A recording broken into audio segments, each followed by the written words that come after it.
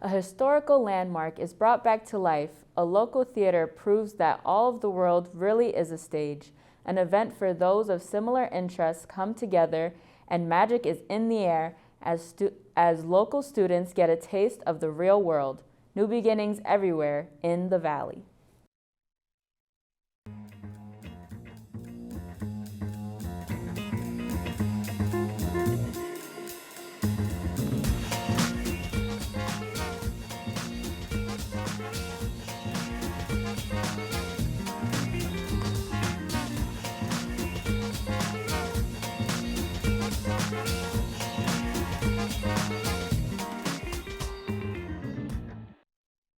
Welcome to our winter edition of In the Valley. I'm your host, ARIANNA CRUZ, and today we have special stories from throughout our community. Warwick's usually known as a historical town, but as we progress towards the modern era, what happened to the legacies left behind? The house on Haythorne Road in this town of Warwick, New York, had certainly seen better days in the past. Being built over 200 years ago, the house certainly has endured some wear and tear, but recently, it finally got a new coat of paint by Eric Kwapinski, the new owner with help from Sue Gardner, a local historian. Well, this house is really what was the hub of all the activity for the Warwick area during the Revolutionary War. They were a young couple, but John was very, very committed to the revolutionary cause and was the colonel of the local militia. So this is the place where all the local militia would have come to receive their orders. And the road that we're on, Haythorne Road, was a main road for all the revolutionaries. So many people who were very involved with the revolution went by the house. Some even stopped here for lunch. Two signers of the Declaration had a nice salad here at one point.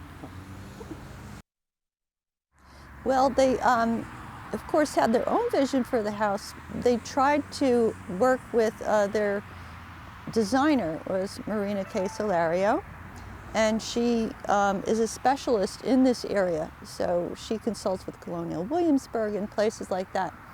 So things like the wallpapers that to us look very, very lively are actually historically correct for upscale homes in the time period when this was built. It's certainly noble to preserve the historical significance of landmarks like the Haythorne House, but how has the house been updated and upgraded under new ownership? Oh yeah. We get the title just after purchases. It was 2016. We received title of America Class 1 just maybe 2 months after we purchased this building and the white building as well. Yes, so we just adopted last week Sunday dinner. So right now we have Thursday at 4:30, Friday same hour, Saturday lunch till to the end of the night, I mean like 12 a.m. And we have a brunch at 10 o'clock Sunday till 3 o'clock, and then we have dinner from 3 o'clock somehow till 7 p.m. What we're going to adopt, we're going to adopt lunch at Friday after Thanksgiving. Warwick is at its core a historical town, and it's inspiring to see such effort in preserving this town's unique history. If you're interested in visiting one of the newest restaurants in Warwick, you can book a reservation on their website, www.oldstonehouseinn.com, and visit for yourself this exquisite blend of historic and modern in your local town. This is Matt Doherty with WVTV, signing off. It's always exciting when a new establishment opens up here in Warwick. And the new Haythorne House may just be worth checking out if you're looking for a new brunch spot. Warwick isn't the only place seeing grand openings. Broadway recently opened up, bringing back the lovers of theater. But for local companies, that reopening process has forced a break from the norm. Rehearsals are what most consider normal for theater companies. But with all the problems the pandemic has caused, the only way to bring back show business is to think outside the box. Well, the primary reason we chose to do the show outside was because at the time we were creating the show, which took over a year, we were really unsure what the situation around the COVID-19 pandemic would be and what we were realistically going to be able to do outside versus inside. So outside seemed like the safe choice in that way, as far as gathering restrictions and things like that. We chose to do the piece outside really to have the expansion of space and to be able to use not only the Baptist Meeting House, but the park around it, which gave us more options to create different spaces for the characters to play and different locations. And while the outdoor setting made the show come to life, it also brought some uncontrollable challenges to those who work behind the scenes. The hardest part of doing the show this year was actually doing it outdoors. We had a lot of challenges involving the technical aspects of the show, ranging from sound to different power issues, plus the attendance when we got rained out for several nights of our shows. I think the hardest part of doing an outside show with tickets is that if it rains, like it did for us, it pushes back the first show, which pushes back the remaining shows. I think the hardest part about being stage manager for this show was the extra stuff we had to do in order to keep a proper budget. So for me, it was having to learn to solder wires in order to make longer wires for cheaper. And thanks to the hard work that the entire cast put in, and all the extra time the backstage crew put in, the show turned out much better than expected. I do believe the show is a success. Like any new production and new project, I think there were certainly things in retrospect we know we'd like to go back and address and fix and tweak. But I think in general, for a first attempt at an immersive theater piece, a first attempt with this story, the audience reaction was very positive. Out of all of Greenwood Lake Theater's shows, this is definitely one that you cannot forget. For WVTV, I'm Riley CUPO, signing off. Greenwood Lake Theater's interactive show was a unique experience that left multiple guests craving another viewing. The theater is a great way for fans of the stage to come together, but fans of other mediums have to turn to different places to convene. Once a year New York City event that has fans of TV, movies, comics coming down to enjoy an event where many people like them decide to hang out. It's also a day that businessmen cower in fear due to the creative costumes that walk past them on their way to work. But what exactly makes people come back to this convention year after year? I went to Comic-Con for 2 years. I was supposed to go this year, but unfortunately caught a little cold, so I couldn't go. But the first year, it was really fun. We all had a lot of fun. I went with a group of friends. I got to see every single character from the show I was dressed up as, and I got a photo with them. It was lots of fun. I was metallic and I was pink. It was great. The following year, me and my friends, we went in matching costumes, and a lot of people took our picture, and it was awesome. And I got this little plushie. It was $80, completely worth it. And we got little Polaroids to memorize the day, and I have it on my refrigerator, and it's great. And there's lots of people you can see that have common interests. There's lots of art that you can see from things you enjoy. There's panels you can go to. I didn't go to any, but you can go. There's cutouts of your favorite characters you can awkwardly stand next to and pretend they're real. It's just a lot of fun, and I enjoyed it. I'm really happy I got the opportunity to go. I've been going to Comic-Con every year since 6th grade, and I always dress up. I go with my dad, and the past Comic-Con in New York City, I dressed up as Nova from the Nova comics, and I went to Rhode Island Comic-Con back on Friday and dressed up as Spider-Man. My favorite thing is just going around, seeing all the vendors. I always buy a lot of comic books when I go because I'm super into them. And, you know, sometimes I get really expensive ones that I just keep collectibles. And I always end up getting figurines and things like that. But it's so cool seeing all the different costumes and cosplays and, you know, seeing all the different vendors, comic books. And it's a really fun experience, and it's something that I've done as a tradition a couple years with my dad, which was really cool. So I didn't go this year, but I ended up going a couple of years before with a couple of my friends and their dad. But we go and cosplay each year. But my favorite part of the convention usually is Artist Alley because it's fun to look at all the prints. And otherwise, you get to go around and you see everyone else in cosplay as well. Usually me and my friends are going as a group cosplay, so it's fun to get pictures. So I've been going to Comic-Con for a couple of years, but this was your first time. And Yes. I thought this year was kind of interesting because they had to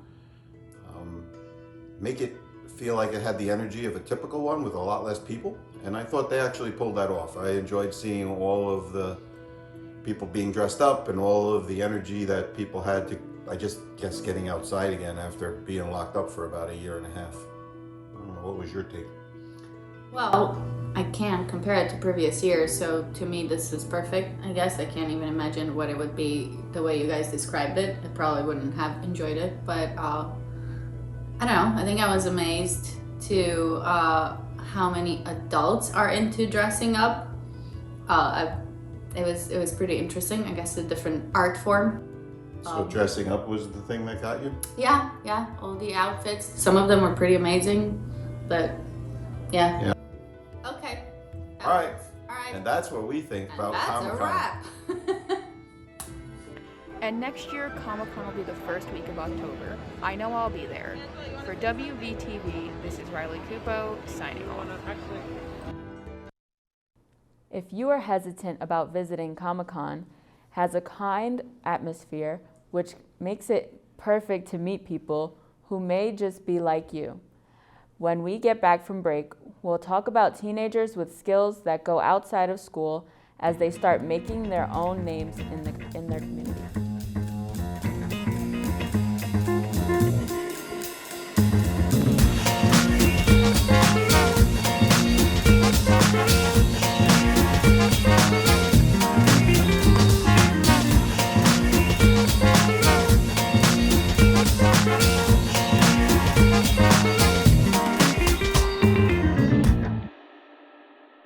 So, I just moved in with this family, and it's embarrassing. The little one, he likes to go outside and crawl around in the giant litter box. I don't know what he's doing. I mean, I was born and I knew how to use the litter box. Look at that. That's disgusting. Oh, poop already. You're making me nervous. Oh, okay, I can't look at this anymore. I really hope he grows out of this, for his sake. Welcome back to In the Valley. What good is knowledge if you can't use it? Teachers are charged with finding those connections and helping build a broader sense of community. But one program is going a step above as they help Sugarloaf. For the 4th time this year, students enrolled in the video production program have taken their developing skills on the road during the school day to meet the real-world needs they want to satisfy in their future. On this outing, the video production students found themselves in Sugarloaf at the Performing Arts Center. So why are we here? And what makes trips like this important? Today we are promoting the upcoming production of The Nutcracker by the Warwick Center for the Performing Arts and to highlight the new opening of their new facility. I think it's important to get this information about our Nutcracker out to the public because it's important for us that the community knows what we're offering. The arts are a very important ingredient to our community because they help to strengthen or form opinions. They also make us think about things that are going on, and they give the artist a chance to reflect upon his or her own self. While conducting a multi-camera interview is something that we have done before at school, somehow doing it for real out in the field makes it different. But why is that? You know, when we're in school, it's much easier for Mr. Scone to organize us and all that, but out here, he kind of just like plops us and says, let's go. Like, you got to do your thing. I think that like filming in a public setting is much different than filming in a school setting because we're actually doing this live. And we also really can't screw it up. Out here, it just gives them a professional vibe. And just in general, we can cover so many topics outside of school. Like, don't get me wrong, we have so many things we could cover at Warwick Valley High School, but it's also just limited in some ways. In a school setting, you would just be at the same place. You kind of used to it. But public places, you get to meet all of these different type of people. And it's nice to go all to these different places. And it really makes the filming more genuine. It's really important for the students to understand the skills they are developing apply in the real world. It's only when you help others solve their needs that you can build a career. While preparing for the future is something that all high school students do, in video production, that future is happening for us today. And unlike the stress of taking a test, being ready to do brings its own level of accountability. For WVTV, this is Arianna CRUZ reporting from On the Road. Thanks to warwickinfo.net for coordinating this opportunity. If your event or organization could benefit from student involvement, please reach out to the Warwick Valley High School front office. While school tends to be a test run for your college career, some students are using it as a launch pad for other stranger skills. Of culture ever since its conception. From literature to theme parks, people get their kicks off to magic in many fictional ways. But here in the Valley, there's an actual magician who does real magic tricks. I started towards the end of my 8th grade year, so about, we're coming up on 4 years now. I kind of just wanted to see how far I could take, like exceptional arts and just kind of altering people's perception of how they see things, and then they kind of just evolved into doing tricks pretty much every day for people. Right now I'm not really too sure. I could definitely take it further. I feel like I could definitely rely on that as like a backup plan. I decided that Arda needed to share his gift with the world. So I got 3 cards. Black card, 2 red cards, right? 2 5s and a 6. I take the 6, right? Someone point to the 6. Right, you would think it's there, right? It's right there. Oh! Oh!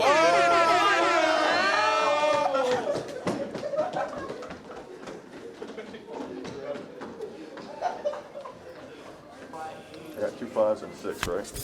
It's got to follow where the black one is, okay? Okay. Ready? Okay, I'll take the 6. Put it between the 2 5s. Where's the 6? Right there in the middle. Wow. Middle. Wow. I'm gonna have you hold on to the box. You can put your hand on top of that so I can't get to it, okay? Yeah. I'm holding the hands. Alright, what you're gonna do, you're gonna call out stop, okay? Yeah. Call out stop at any time.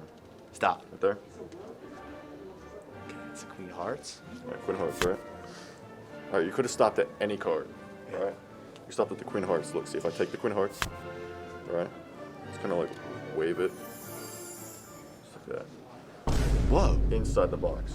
No, it's not. Shot. Are you kidding me? Dude, what? Alright, so I got diamonds, right? We don't care about the king, just diamonds, alright? I'll let you hold on to diamonds, right? I got hearts. Hearts, that's diamonds, right? Do I switch them? Just like that. Diamonds, that means that's hearts, ready? Just like that. Without looking. What do you think's on top? Diamonds or hearts? Hearts. Hearts, go ahead. Flip both of them over. Both of them? Both of them. Yo, what is this, bro? Even in the midst of a pandemic, Warwick Valley's very own alumni do what they love and try to spark joy. Arden Montanaro is just one shining example. This is Connor Regan with WVTV. Whether you're a believer or not, it's clear as day that Arden's confidence in himself can easily be felt by the fans. I hope you enjoyed another episode of In the Valley. I am your host, Arianna CRUZ. Until next time, enjoy the holiday season.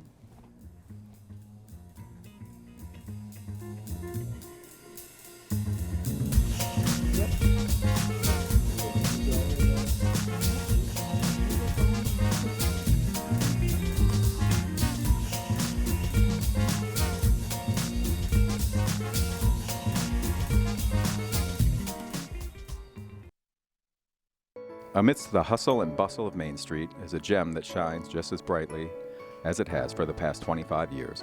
Look no further than Forever Jewelers for all your jewelry needs. No matter the occasion, whether a birthday or an anniversary, our fine collection of necklaces, bracelets, earrings, and even watches offers something for everyone. And when the need is for that special someone, Forever Jewelers will ease the stress of popping that question and find you the perfect fit. If you have something more particular in mind, our skilled jewelers can make your vision into reality with just a mere photo. We also know that things break, so we offer services for jewelry we sell, as well as repairs for any jewelry. Simple to very complicated, we can do it all. We can fix it all, so come down to Forever Jewelers and let us show you what makes us different.